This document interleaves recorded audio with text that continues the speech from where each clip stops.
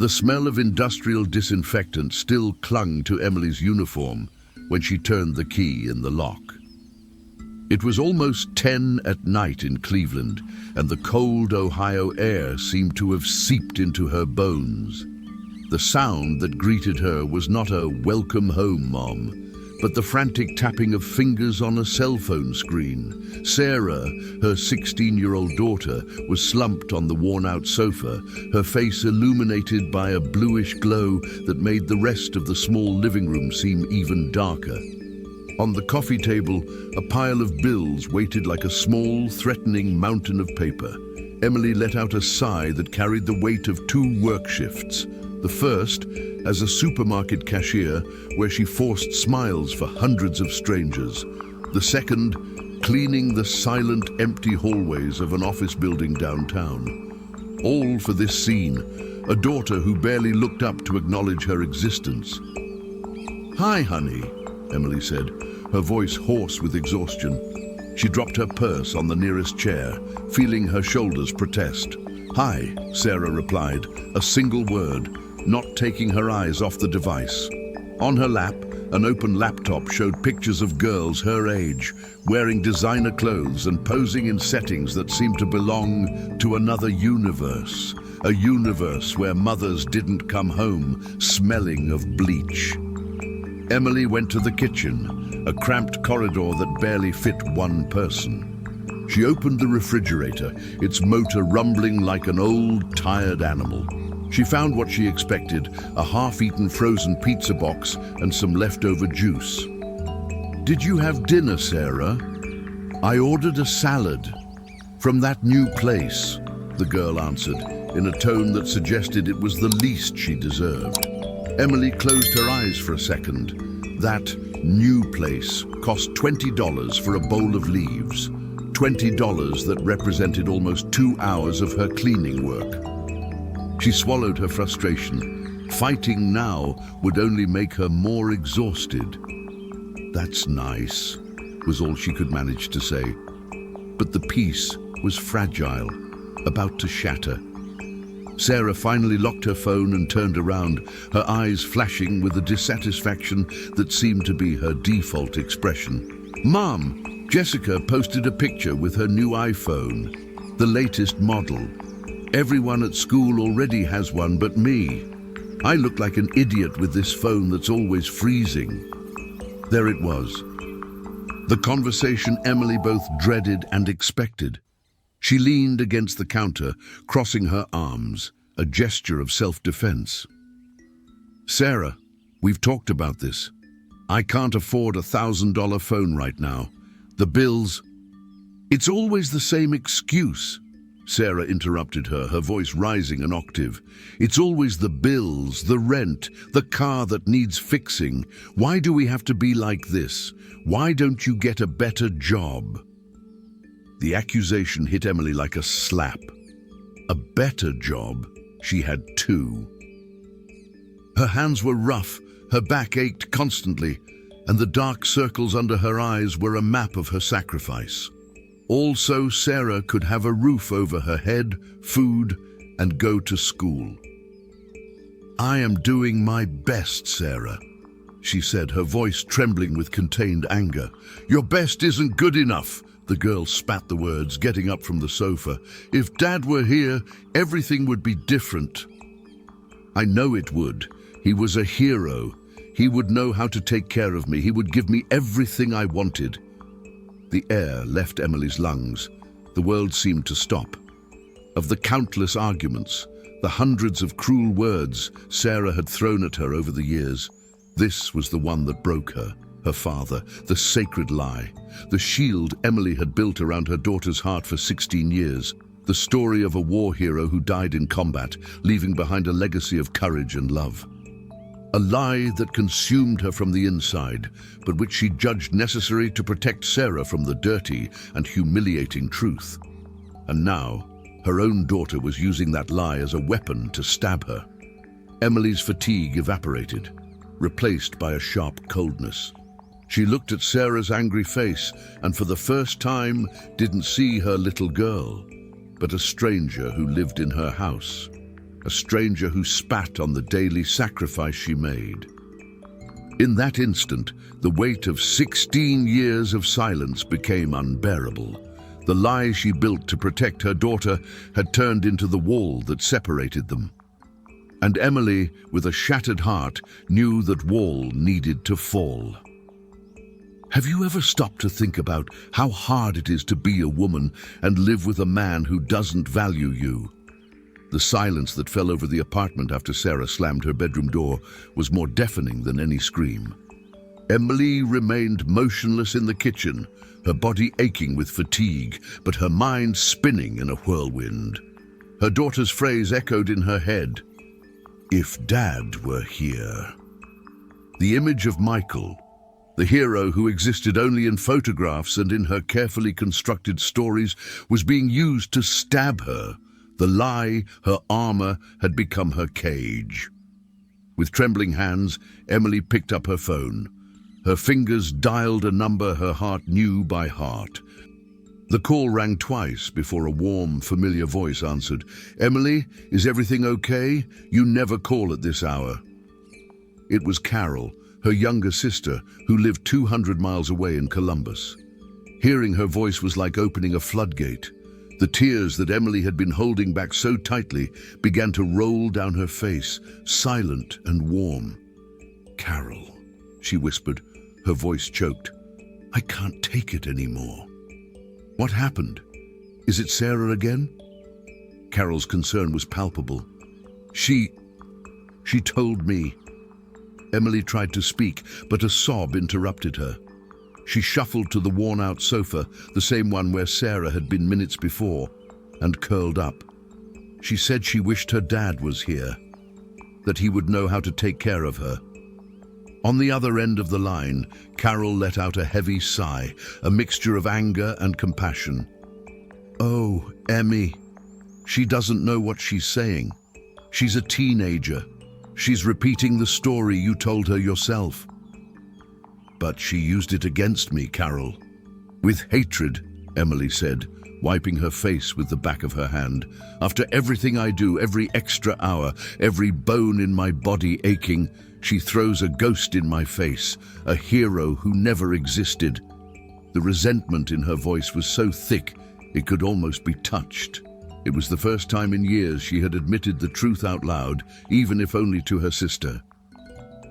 "I created a saint, and now I'm the villain of the story." Emily's outburst was the portrait of a mother's exhaustion, one who had sacrificed herself to the point of self-annihilation, only to see herself turned into the villain in her own daughter's life. The pain of being invalidated by the one she loved most was a burden too heavy to bear. If this story has touched you so far, please like, subscribe, and turn on notifications. Your support helps us bring more stories like this.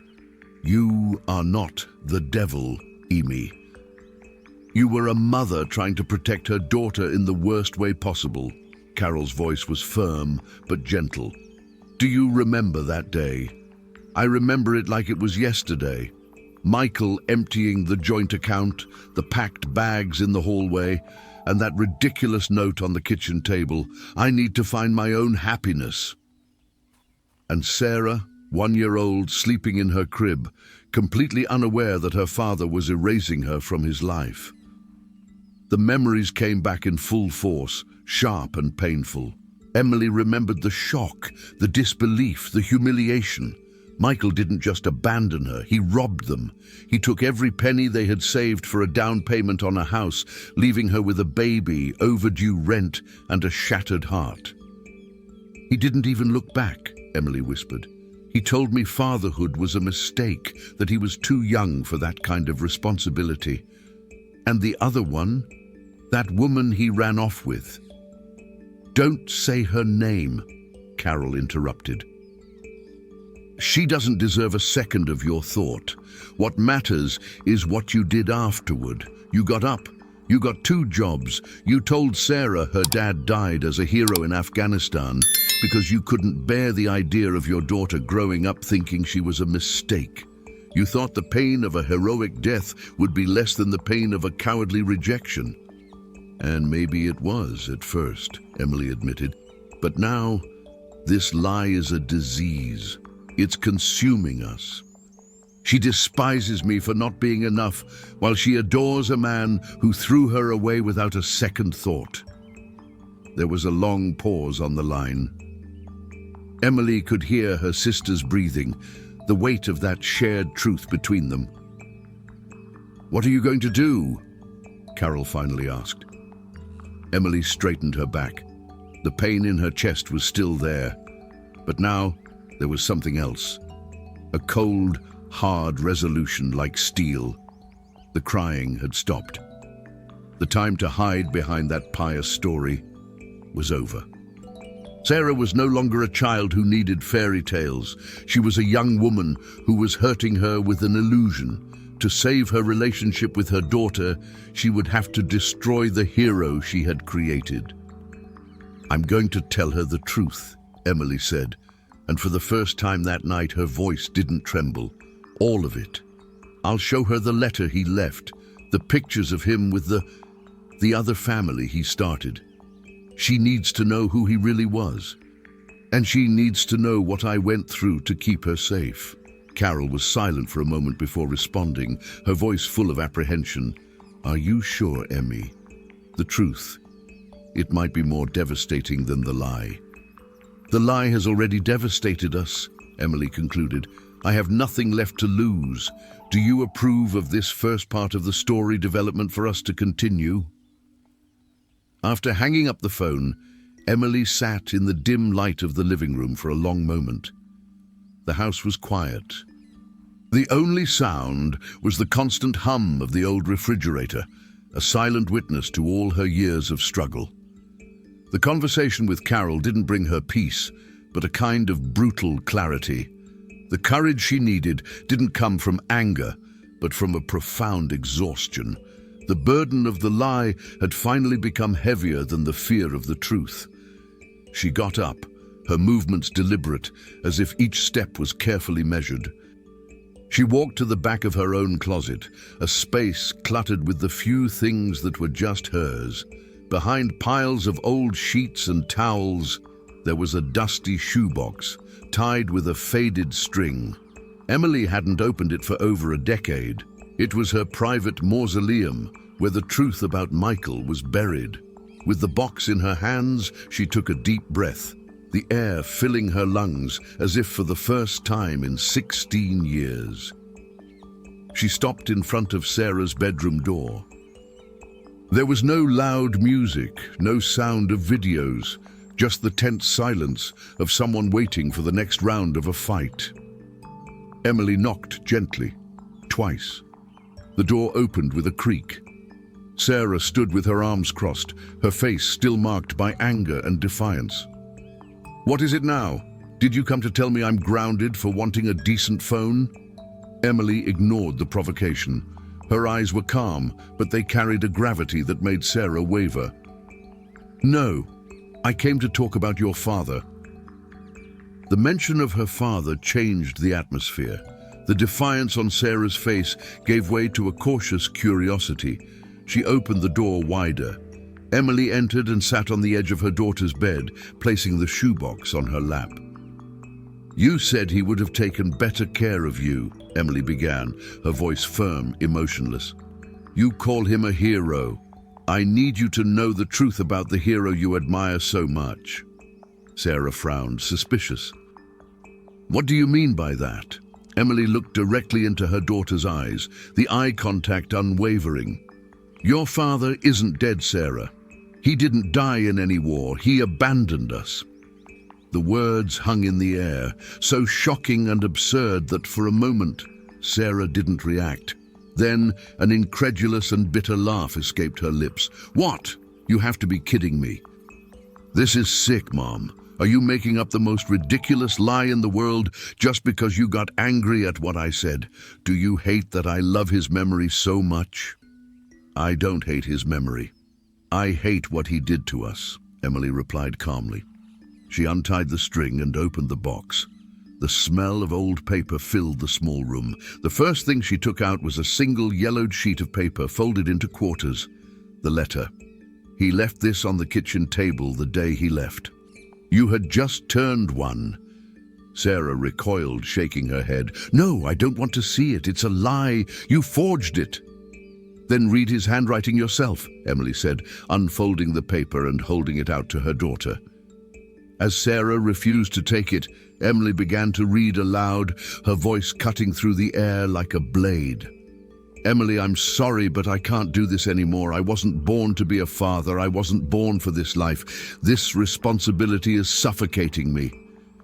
I need to find my own happiness, and it's not here. Goodbye, Michael. Each word was a blow. Sarah's expression twisted. The anger in her eyes began to be flooded by a wave of panic and confusion. This doesn't prove anything. It could be anything. You're right, Emily agreed, turning back to the box. She took out a small stack of photographs. The first ones were of them, Michael and a young Emily, smiling, embracing. In one, he held a tiny Sarah in his lap, but his smile seemed forced, distant. Then she pulled out the last photo. A low-quality image printed from a computer screen, but unmistakable. It was Michael, visibly older, with another woman by his side, and, hugging his legs, two small boys, both with the same blue eyes as their father. I found him on social media a few years ago. He lives in Oregon. Her name is Brenda. The children are named Leo and Noah. He found his happiness, Sarah. A happiness that didn't include us. Sarah's chin trembled. Her eyes were fixed on the photo, on the image of her father with another family, a substitute family. The desperate denial on her face began to crumble, revealing the raw pain underneath. She looked at her mother, her mouth open, but no sound came out. Emily continued, relentless. She pulled out bank statements from that time. Here, June 5th, the day he left. Our savings account balance, $8,000, everything we had. And here, June 6th, zero balance. He cleaned out the account and disappeared, Sarah. He didn't leave a single cent for the one-year-old daughter he said he loved. The last trace of defiance on Sarah's face collapsed.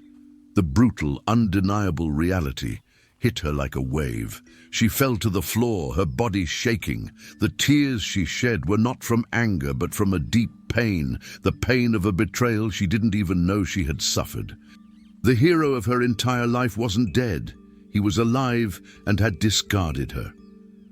Looking at her shattered daughter on the floor, Emily felt her own heart break again.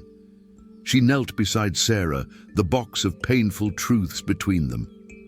I lied to you, yes, Emily said, her voice now soft, filled with an ancient pain.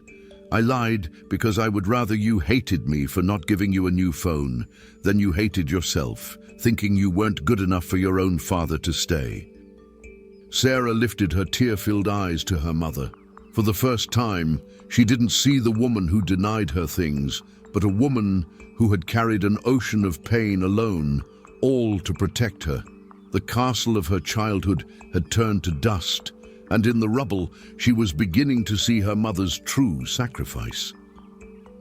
Sarah's room, which was once her teenage sanctuary, a refuge of posters and material dreams, had become the scene of an emotional crime.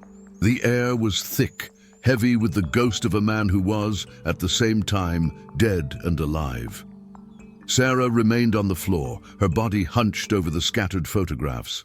She picked up the image of Michael with his new family, her fingers tracing the outline of one of the boys' faces, a boy who had the father she never had.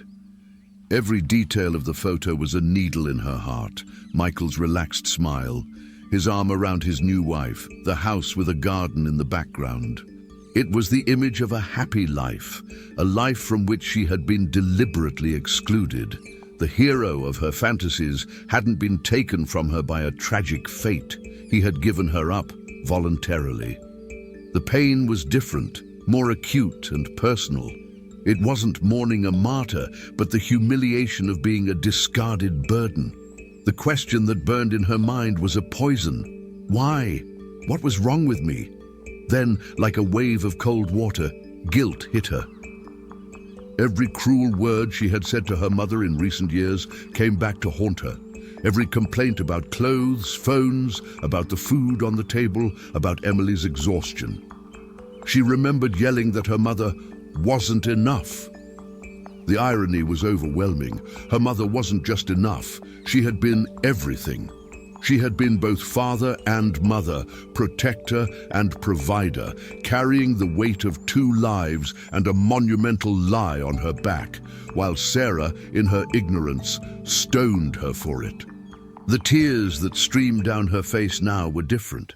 They were not of self-pity, but of a deep and overwhelming remorse. She looked at her mother, who was still kneeling beside her, watching her in silence, giving her space to feel the weight of the truth. "Why?" Sarah whispered, her voice hoarse and childlike. "Why did you never tell me?" Emily reached out and gently brushed a lock of hair from her daughter's face. Her touch was soft, devoid of any resentment. "Because when you were little, all I wanted was for you to feel loved and safe. How could I tell a 5-year-old girl that her father didn't want her? How could I explain that he traded us in because he wanted to be free? The hero story. It was easier. It was a clean pain. I would rather you felt proud of him, even if it was a lie, than feel the shame of being abandoned." "But I treated you so badly," Sarah sobbed, clinging to her mother's hand as if it were a life raft. "I said horrible things, today and yesterday, and for years. I blamed you for everything, for not having money. The money he stole from us." The realization hit her with full force. Every financial difficulty, every no she heard from her mother, was directly linked to that act of betrayal. "You didn't know," Emily said, her voice choked with her own emotion. "You were a child, and then a teenager. I don't blame you for wanting what the other girls had. I just wanted you to see that I was trying, that every plate of food on the table, every bill paid, was a small victory in the war he left for us to fight alone." For the first time, Emily was not speaking only as a mother.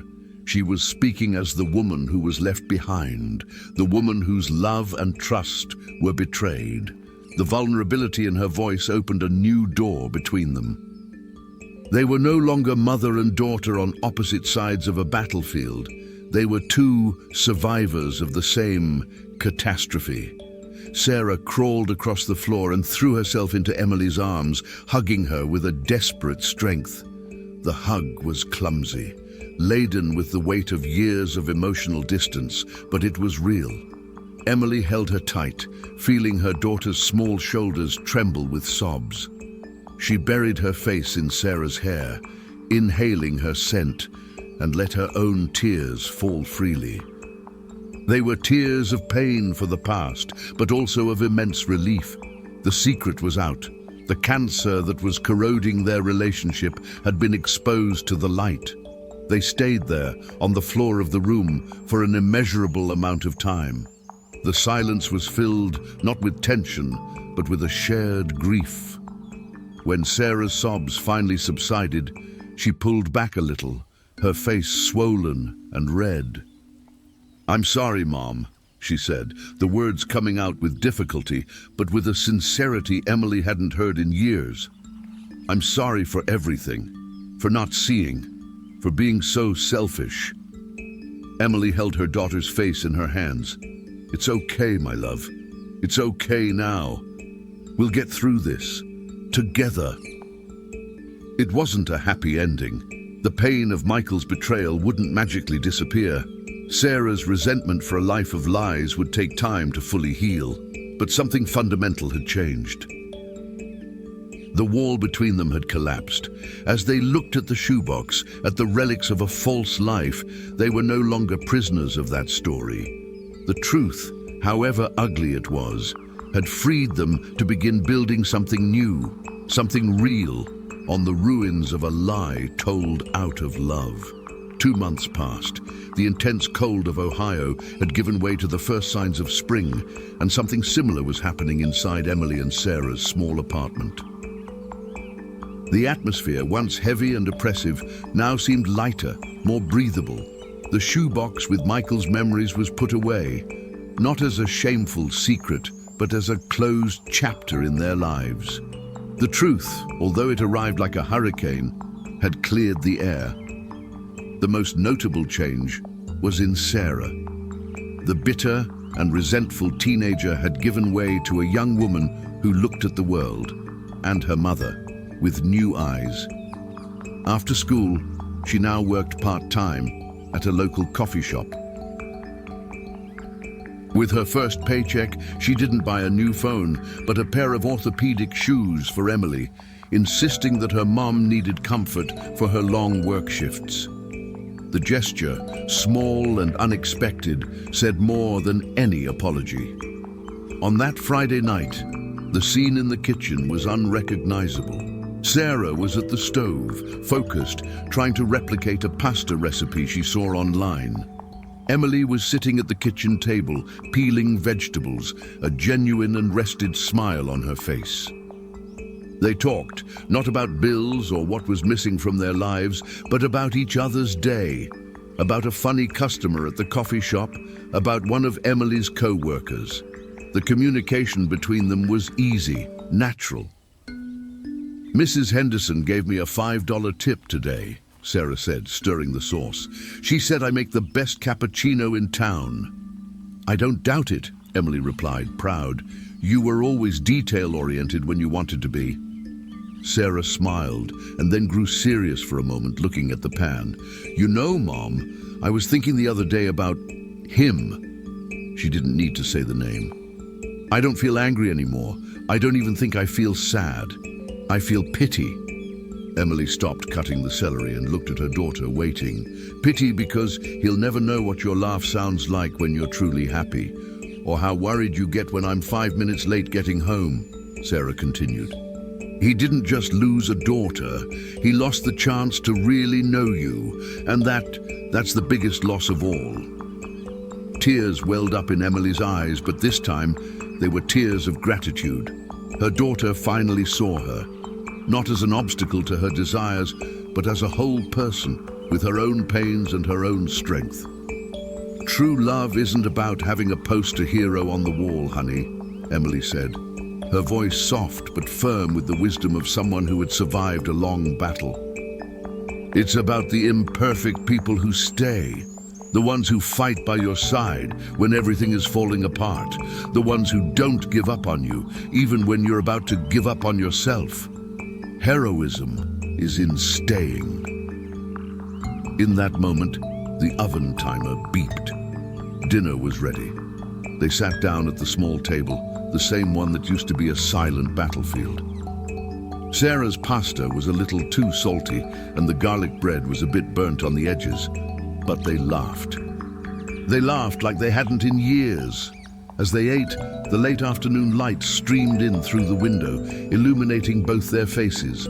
They were no longer a mentor and her prisoner, a provider and her critic. They were a team. Two women who had faced the ugliest truth and come out the other side, not unscathed, but together. And in that small Cleveland kitchen, with an imperfect dinner and a rebuilt love, they had finally found peace. The lie that had separated them for so long had been replaced by a simple and powerful truth. They were enough for each other, and that, they now knew, was the only thing that truly mattered. If Emily and Sarah's story touched your heart, show your support. Leave a like so this video reaches more people, subscribe to the channel, and turn on the bell to not miss any of our next stories. And we want to know where you're watching from. Comment below with the name of your city. A big hug, and we'll see you in the next video.